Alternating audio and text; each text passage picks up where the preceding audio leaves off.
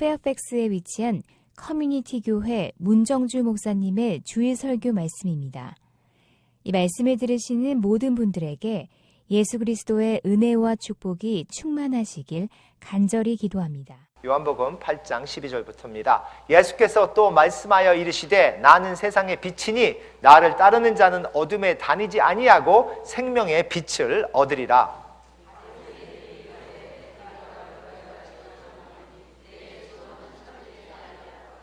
예수께서 대답하여 이르시되 내가 나를 위하여 증언하여도 내 증언이 참되니 나는 내가 어디서 오며 어디로 가는 것을 알거니와 너희는 내가 어디서 오며 어디로 가는 것을 알지 못하느니라.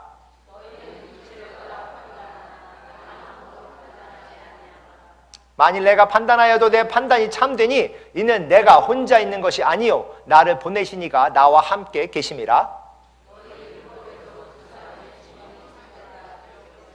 내가 나를 위하여 증언하는 자가 되고 나를 보내신 아버지도 나를 위하여 증언하시느니라.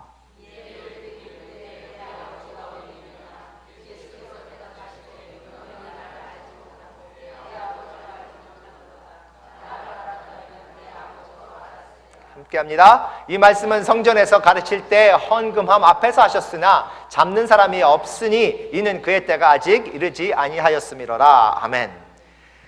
지난주 설교 말씀과 2부에 오늘은 말씀이 되겠습니다. 오늘 예수님께서 그 이스라엘 사람들에게 또 바리새인들에게 예수님은 세상의 빛이라고 선포를 하십니다. 그리고 예수님께서 그들과의 대화 속에서 그들이 왜 어둠 속에 있는지를 말씀을 하십니다. 그래서 어둠 속에 걷는 것이 무엇인가를 지난주에 저희가 공부를 했습니다. 저희는 어둠 속에 걷지 않기 위하여 왜 예수님께서 이스라엘 사람들 그리고 바리새인들에게 그들이 어둠 속에 있다고 했는지, 예수님은 그들에게 말씀하셨습니다. 그들이 하나님의 부르심을 받은 그런 선택된 나라라고 하지만 그들은 하나님을 알지 못했다고 말씀을 하십니다. 그리고 그들이 가르치고 믿고 따른다고 하는 그 율법이 하나님의 율법이 아닌 그들의 율법이라고, 그래서 그들은 진정한 하나님의 율법이 뭔지 모른다고 하셨고, 그리고 예수님은 어디서 왔고 어디로 가시는지 아시지만 그들은 어디로 왔고 어디로 가는지 알지 못하는 그런 모습 속에서 자기들이 나중에 어디로 행하는 그것을 알지 못하는 그 어둠 속에 있다고 말씀을 하십니다. 그래서 그 말씀을 보면서 예수님께서는 그들에게 예수님이 생명의 빛인 것을 말씀하시고 그 예수님을 믿는 자 따르는 자는 생명의 빛이 있으리라고 말씀하셨어요. 8장 12절 다시 갑니다. 예수께서 또 말씀하여 이르시되 나는 세상의 빛이니 나를 따르는 자는 어둠에 다니지 아니하고 생명의 빛을 얻으리라. 그래서 오늘은 어둠이 아닌 빛에 대해서 말씀을 나누기를 원합니다. 예수님께서 나를 믿는 자는 생명의 빛을 얻으리라고 말씀하지 않으셨어요. 나를 따르는 자는, 따르기 위해서는 믿어야 합니다. 믿지 않고 따를 수는 없습니다. 그렇게 따르는 것은 제대로 따르는 것이 아니니까. 그런데 그냥 믿는 것만으로는 충분치 않은 모습입니다. 그냥 앉아서 믿는 것이 아니라 예수님을 따른다는 것, 그 빛을 보고 그 빛을 따른다는 것은 무슨 의미가 있는 것인가? 그것은 그 빛에 대한 확신이 있는 겁니다. 그냥 믿음이 아닌 확신입니다. 그 빛을 같이 따르면서 그 빛을 경험하는 겁니다.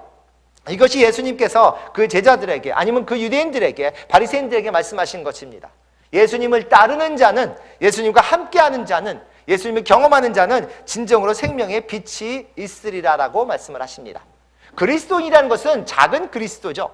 예수님을 따르는 자들입니다. 그래서 크리스천, follower of Christ예요.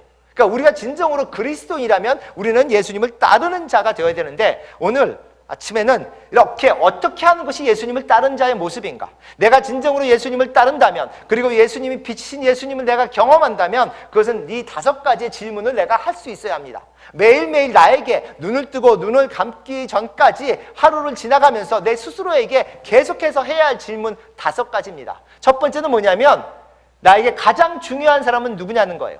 나에게 가장 중요한 분, 우선순위죠. 내게 가장 중요한 분은 누구냐라는 질문을 계속해서 해야 합니다. 왜냐하면 그것이 나의 삶의 결정, 나의 삶의 모습을 결정하기 때문에 그래요. 어떤 분은 사람이 아니라 그냥 자기의 직장이나 아니면은 자기의 어떻게 보면 합이라고 그러죠? 그냥 취미생활, 이 세상에 있던 그런 물질일 수도 있습니다. 그런데 그것이 물질이나 이런 것들이 아니라 사람일 때는 그것이 내 가족이냐, 내 친구냐, 자식이냐, 아니면 내 자신이냐, 나에게 가장 중요한 사람은 누구냐 하는 겁니다. 예수님께서 말씀하시기를 내가 너에게 가장 중요한 자가 되어야 너는 나를 따르는 자라고 말씀을 하십니다. 내가 너의 삶 속에서 두 번째, 세 번째라면 너는 나를 따르는 자가 아닌 겁니다. 예수님을 따르기 위해서는 예수님과의 관계가 맺어져야 되죠. 관계를 맺지 않고는 예수님을 따를 수 없습니다. 예수님과의 관계가 얼마나 중요한가. 많은 분들이 교회에 옵니다. 그리고 교회 와서 10년, 20년, 30년을 다녔지만 예수님과의 관계를 한 번도 맺어보지 못한 사람이 엄청 많습니다. 지난주에 제가 그렇죠? 결과를 말씀드렸죠. 미국을 통해서 알아본 그런 스태티스틱스 보면 얼마나 많은 분들이 진정으로 예수님을 알지 못하고 교회를 다니는지, 교회를 다녔는데도 도대체 예수님이 말씀하신 그런 Great Commission, 그래서 예수님이 명령하신 이 세상의 전 모든 사람들을 내 제자로 삼으라는 그 말씀을 한 번도 들어보지 못하고 교회를 다닌 분이 얼마나 많은지를 말씀을 드렸습니다. 교회 와서도 예수님과의 관계보다는 다른 사람들과의 관계만 맺어가고 교회를 다니시는 분들이 꽤 많다는 겁니다. 예수님과의 관계가 먼저 맺어져야 진정으로 다른 사람들과의 관계도 의미가 있어지는 겁니다. 왜 우리가 형제 자매라고 부릅니까? 우리가 같은 부모가 있을 때 우리는 형제 자매가 됩니다. 그 부모님이 나와 나의 형제 자매와의 관계를 연결시켜 주는 분입니다. 그래서 막상 부모님이 돌아가시면 형제 자매 관계가, 제가 말씀드린 것은 한 부모를 가진 사람이에요. 그분들의 관계가 별로 안 좋거나 아니면 원수가 되는 것도 봅니다. 어떻게 형제 자매가 한 부모에서 낳는데 형제 자매가 그렇게 서로를 알아보지 못하거나 신경 쓰지 않거나 원수가 될 수 있느냐? 그 부모의 관계가 확실치 않은 겁니다. 내가 진정으로 내 부모를 사랑한다면 내 형제 자매를 사랑하지 않을 수가 없습니다. 내가 내 형제와 자매를 사랑하는 가장 큰 이유는 그들보다는 내 부모에 대한 사랑인 거예요. 내 부모님이 내가 형제자매와 사랑할 때 기뻐하실 거니까 그것을 아는 자는 내 형제자매를 용납을 할 수밖에 없습니다. 부모님이 우리의 관계에 중요한 것처럼 예수님은 그리스도인들의 관계에 가장 중요합니다. 그래서 건강한 교회가 무엇이냐? 건강한 교회, 좋은 교회는 그 교회에 있는 모든 사람들이 예수님이 내 인생의 가장 중요한 분입니다라고 얘기할 수 있는 사람들이에요. 그 사람들이 모였을 때 그것은 진정으로 다른 사람들과의 관계도 그렇게 건강하게 될 수 있다는 겁니다. 우리가 교회를 와도 예수님의 관계보다 다른 사람의 관계만 중심이 했다면 결국은 교회에서 흩어지고 난 다음에는 서로 어색하거나 원수가 될 수 있는 것들을 우리는 많이 봅니다. 예수님과의 관계를 나는 제대로 맺어가고 있는지, 그 관계를 통해서 나는 다른 사람들을 보고 있는지. 예수님이 제자들을 부르시죠. 그리고 한마디 합니다. 너는 나를 따르라. 그렇게 말씀하세요. 너는 나를 따르라 했을 때 그 제자들은 자기가 가지고 있던 것들을 다 놓고 따라갑니다. 예수님이 그들에게 도전한 것은 무엇이냐면 내가 너의 인생에 가장 중요한 사람이 될 수 있어서 네가 중요하다고 생각하는 것을 놓고 따를 수 있느냐라고 도전하시는 겁니다. 마태는 세리였습니다. 세리는 아마 가장 중요한 것은 돈이었다고 생각을 합니다. 그 돈을 도와서 세금을 걷어서 그 다른 자기의 민족들에게 욕을 먹으면서도 세금을 거둘 수 있을 정도면 돈이 상당히 중요한 사람인데 예수님이 마태에게 가서 따르라, 나를 따르라 그랬을 때 그 세관 자리, 자기가 돈을 걷었던 그 자리를 놓고 따라갔다고 그랬어요. 가장 중요했던 것을 놓고 따르는 그런 마태의 모습. 베드로나 안드레 그리고 빌립이나 나다니엘을 보면 우리가 같은 어부였습니다. 그 어부들을 예수님께서 나를 따르라 했을 때 가장 중요하게 생각했던 그런 그물들을 놓고 예수님을 따랐다고 그랬어요. 예수님이 나를 따르라 했을 때 그 따르는 것은 너에게 가장 중요한 사람이 될 수 있느냐, 내가. 부자 청년이 예수님께 오시오. 그리고 물어봅니다. 예수님, 내가 어떤 선한 일을 해야 천국을 얻을 수 있습니까? 물론 질문이 잘못됐습니다. 천국을 얻을 수 있는 게 아닌데. 그런데 내가 어떤 선한 일을 해야? 예수님 말씀하십니다. 네가 율법을 다 지켜라. 율법을 다 지켰다고 얘기합니다. 그것도 사실이 될 수 없어요. 인간이 율법을 다 지킬 수가 없는데. 그때 예수님이 말씀하시죠. 마태복음 19장 21절에 내가 온전하고나 할진대 가서 내 소유를 팔아 가난한 자들에게 주라. 그리하면 하늘에서 보화가 내게 있으리라. 그리고 와서 나를 따르라 라고 말씀하세요. 성경에 보면 이 젊은 그 부자 청년은 그냥 슬퍼하며 예수님을 떠났다고 얘기합니다.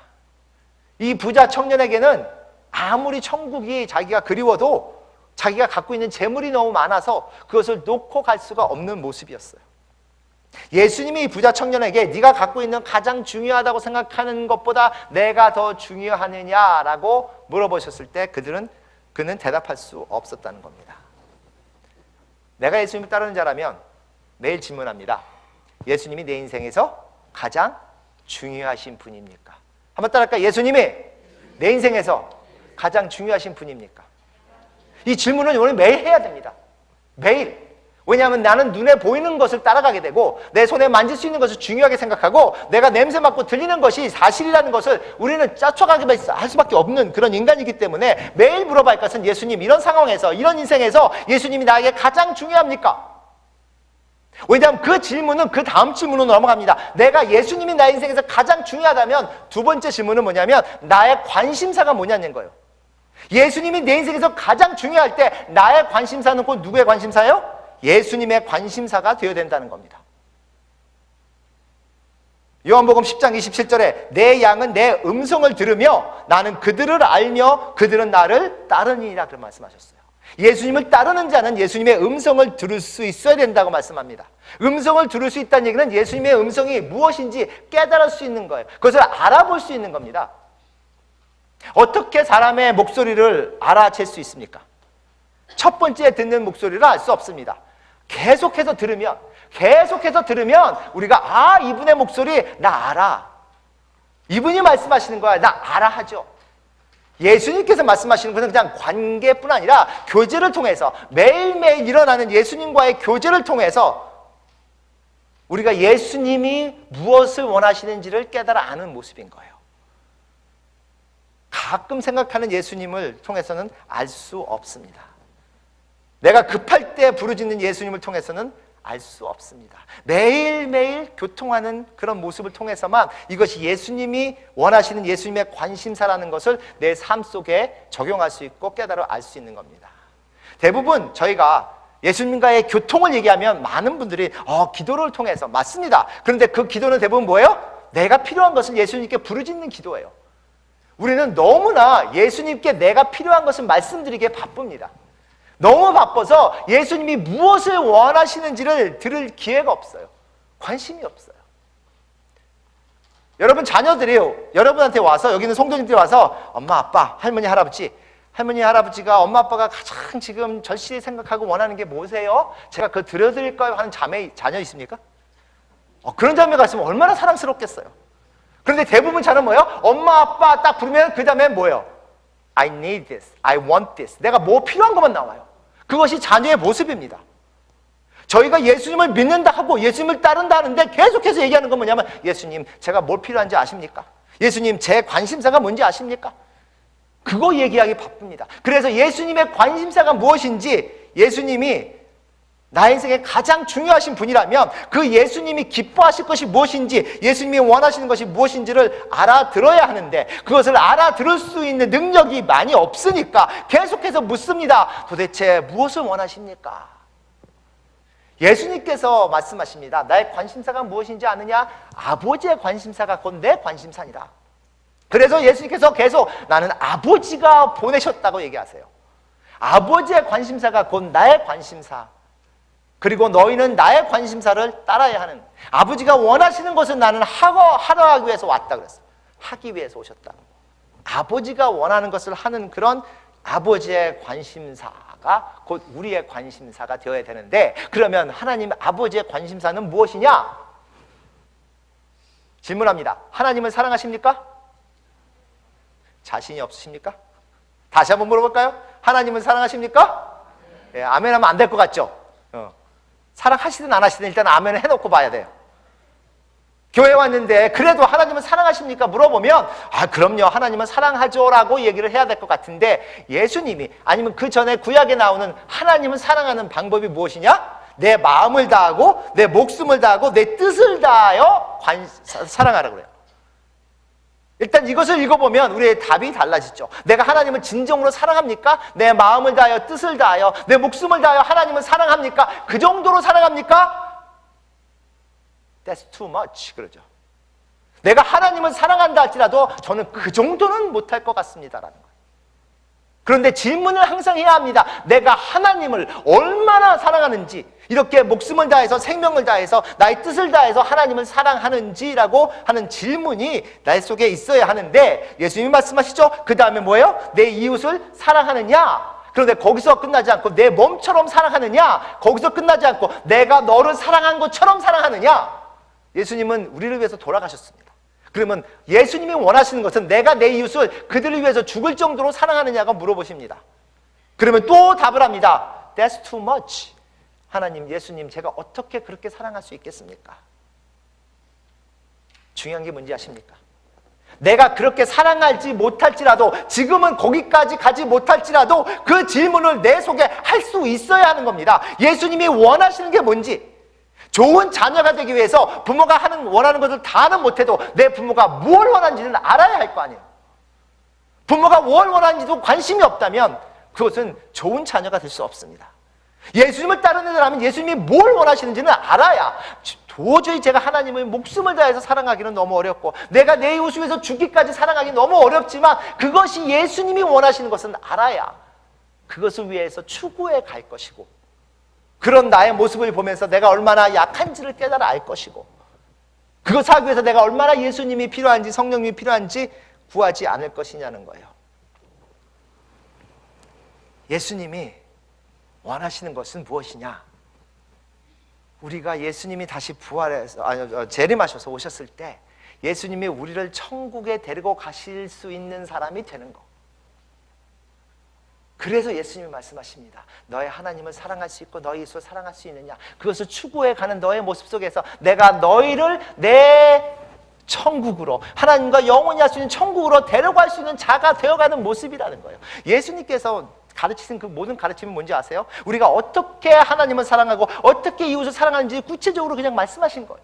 그것이 구약에도 나오고 신약에도 나옵니다. 그냥 구체적인 모습인 것뿐이에요. 그것을 종합해서 말씀하시는 것이 내가 하나님이 원하시는 것이 무엇인지, 그 관심사가 내 속에 있는지,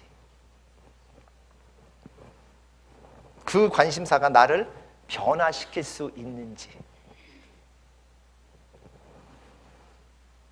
예수님, 제가 예수님을 따르는 자라면 예수님이 제 인생에서 가장 중요한 분이 되어야 되고, 그 예수님의 관심사가 곧 내 관심사가 되어야 예수님이 원하시는 내가 예수님을 따르는 자가 되는 것이 아닙니까?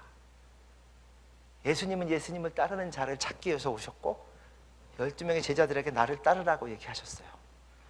그리고 그 제자들에게 너는 세상에 가서 모든 사람들에게 나를 따르라는 말을 전하라고 말씀을 하십니다.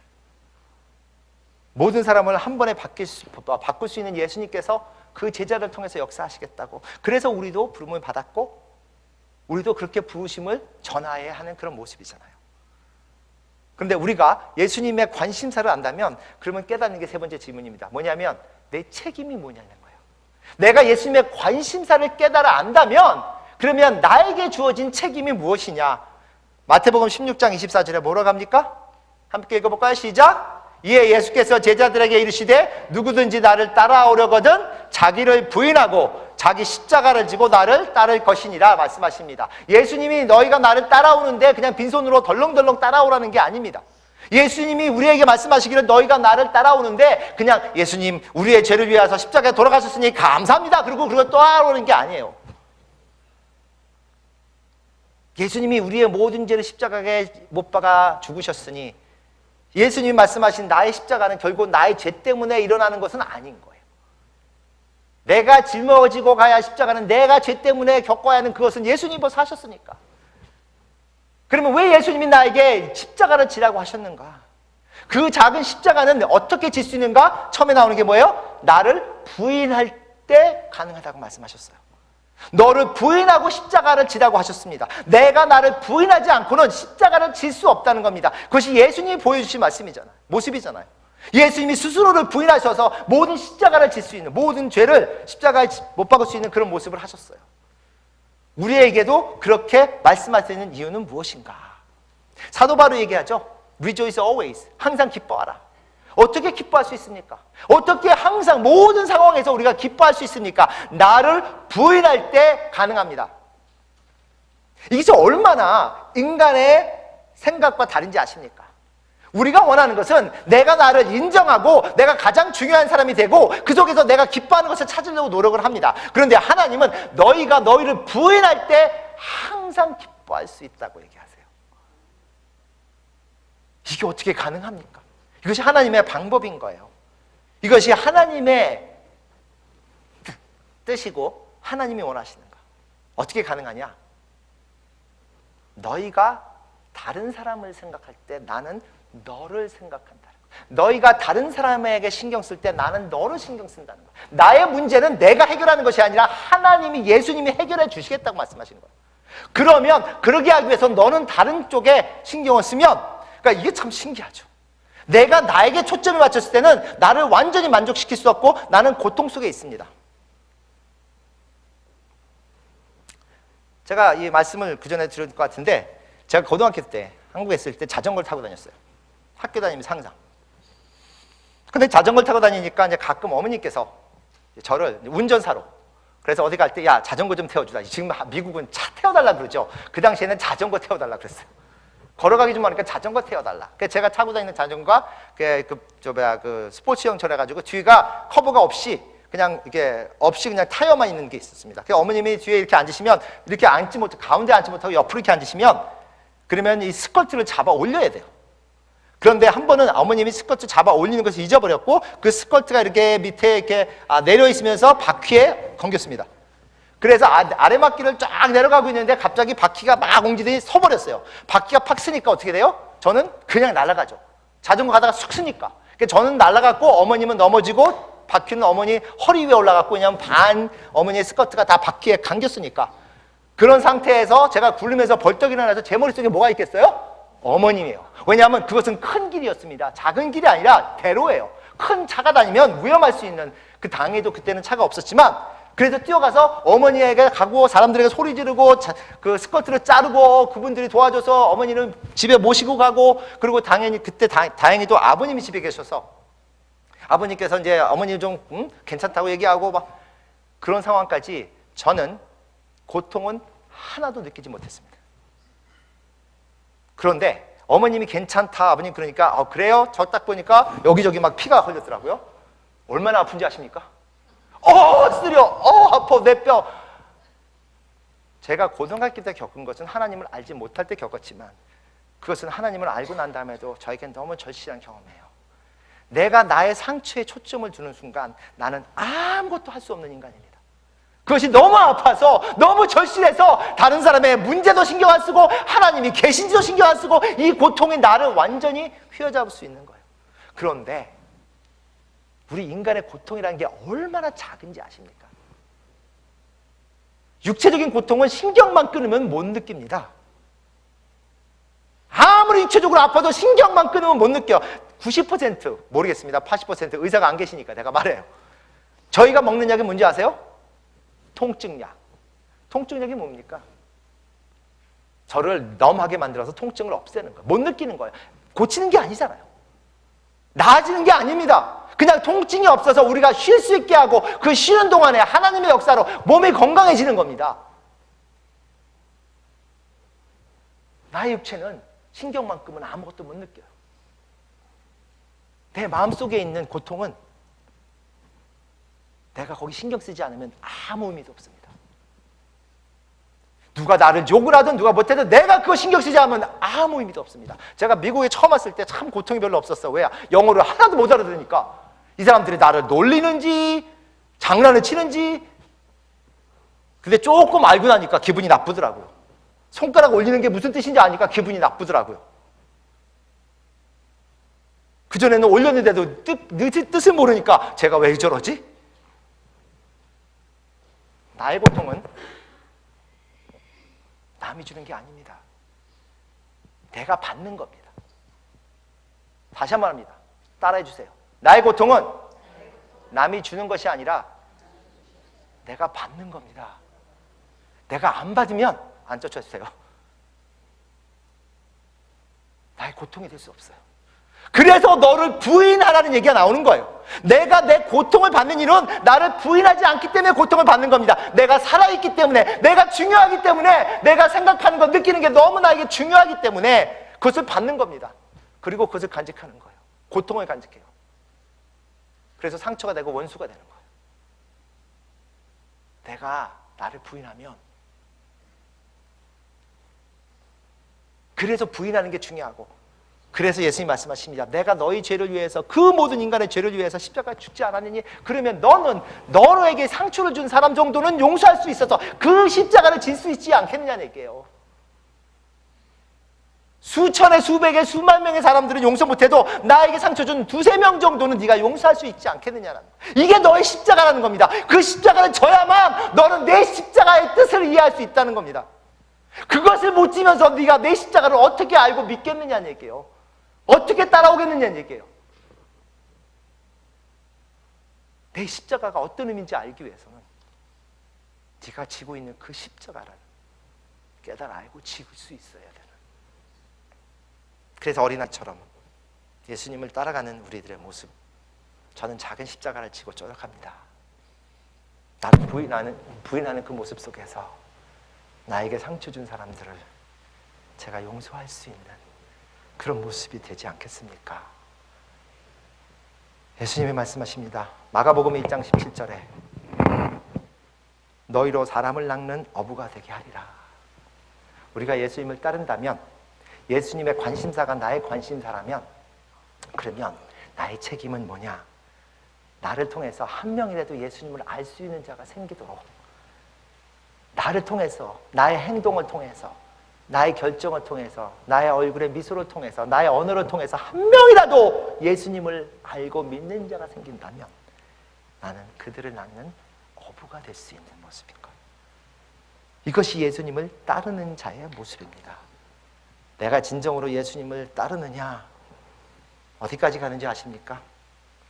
요한복음 21장에 보면 예수님께서 베드로를 부르시고, 그리고 내가 나를 사랑하느냐를 3번 부르시고 내 양을 치라고 이렇게 말씀하시죠. 그랬을 때 베드로가 예수님이 나를 따르라 하시니까 그래 따라갑니다. 그런데 옆에 있는 요한을 보면, 아니 저 요한은 어떨 겁니까? 그랬더니 예수님께서 말씀하세요. 베드로가 어떻게 죽어야 할 것을 설명하시면서 이렇게 얘기하십니다. 21장 19절에 이 말씀을 하심은 베드로가 어떠한 죽음으로 하나님께 영광을 돌릴 것을 가리킴이리라. 이 말씀을 하시고 베드로에게 이르시되 나를 따르라 하시니, 나의 죽음이, 내가 죽음을 맞는 모습이 예수님께, 하나님께 영광이 되는 모습, 그것이 예수님을 따르는 자의 모습인 거예요. 하나님, 저는 어떻게 죽음을 맞아야 합니까? 내가 어떻게 죽음을 맞아야, 어떻게 그 죽음을 준비해야 이것이 하나님께 영광이 됩니까? 나의 삶을 통해서 하나님께 영광을 드리는, 예수님께 영광을 드리는 모습이 나의 죽음까지도 연결될 수 있는 것, 이것이 곧 예수님을 따르는 자의 모습이에요. 우리가 예수님을 진정으로 따른다면, 그러면 4번째 질문입니다. 내가 도대체 누구냐? 내가 누굽니까? 예수님이 오늘 요한복음 12장 26절에 이렇게 말씀하십니다. 사람이 나를 섬기려면 나를 따르라 라고 하세요. 나 있는 곳에 나를 섬기는 자도 거기 있으리니 사람이 나를 섬기면 내 아버지께서 그를 귀히 여기시리라. 나를 섬기는 자, 우리는 예수님을 섬기는 자입니다. 저희는 착각하고 있는 것 같아요. 예수님이 우리를 섬기는 자처럼. 아니, 무슨 말씀이십니까? 그런데 우리가 기도할 때 예수님 이거 해주세요, 저거 해주세요, 저 필요합니다. 그러면 예수님은 우리를 섬기는 자예요. 그런데 우리가 질문할 게 뭐냐면, 예수님은 나에 대해서 너무 잘 아세요. 내가 필요한 것은 나보다 더 잘 아세요. 그래서 내가 생각하지 못했던, 물어보지 않았던, 구하지 않았던 그 많은 축복도 해주셨어요. 그러면 내가 질문은 뭐냐면, 내가 예수님을 위해서 무엇을 해야 합니까? 오늘 하루의 삶 속에서 나는 어떻게 행동해야 하고, 내가 만난 사람에게 어떻게 대응해야 되고, 이 삶 속에서 어떻게 해야 합니까? 라는 질문이요. 이것이 종이 된 우리들의 예수님께 드리는 기도예요. What do you want me to do? 이런 거예요. 내가 무엇을 어떻게 해야 합니까? 라는 거예요.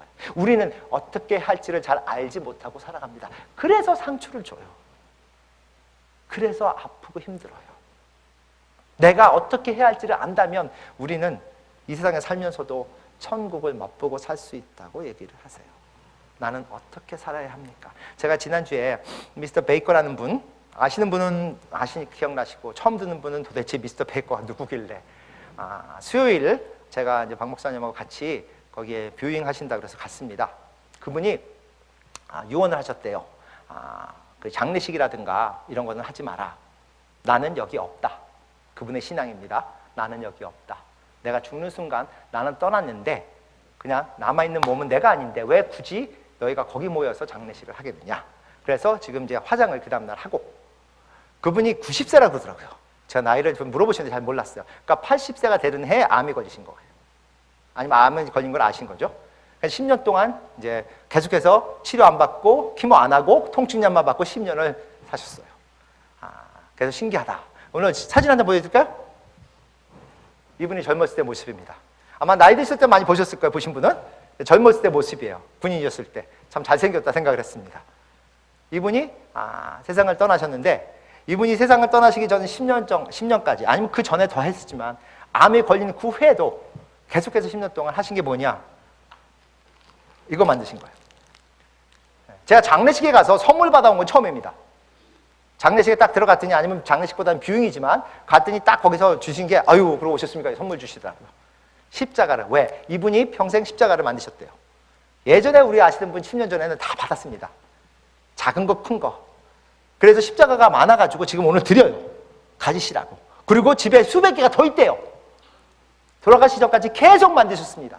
이분이 내가 예수님의 제자로서, 예수님의 종으로서 할 수 있는 게 무엇이냐? 십자가를 만들어서 내가 죽을 때까지 나눠드리리라. 그래, 죽기 바로 전까지 만드셔가지고 나눠줬어요. 그러면서 이게 요거는요 색깔을 못 칠했습니다 그러시더라고요. 색깔 칠할 시간이 없으셨어요. 천국 가시느라고. 예수님을 따르는 자가 뭔지 아십니까? 내 인생 속에서 나는 무엇을 할 수 있습니까? 라고 물어보는 자들이에요. 내가 죽음 후에도 남길 수 있는, 내가 무엇을 할 수 있습니까? 그래서 나를 통해서 예수님을 알아가는 자가 생길 수 있는 그 인생에서, 내 인생이 끝난 그 다음에도 계속해서 남을 수 있는,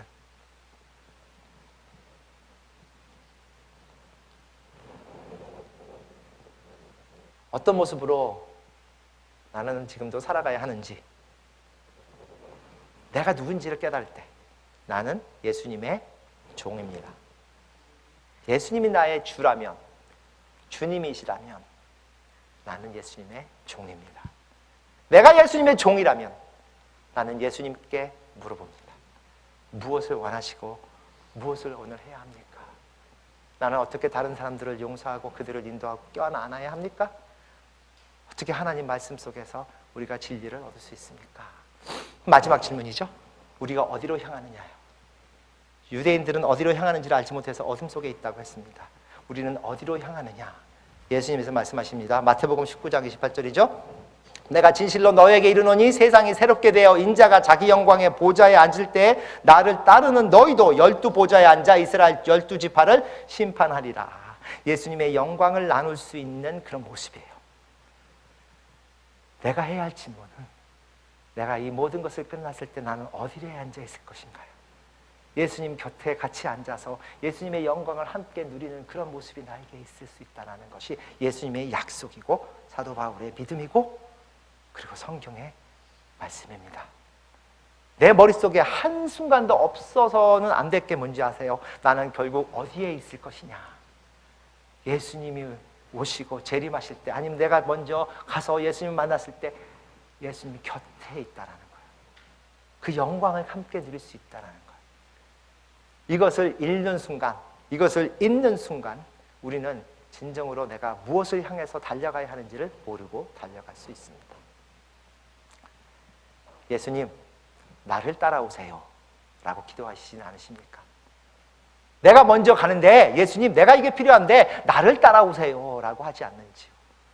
예수님을 따르는 자는 예수님 앞서가시고 제가 예수님을 따르기를 원합니다.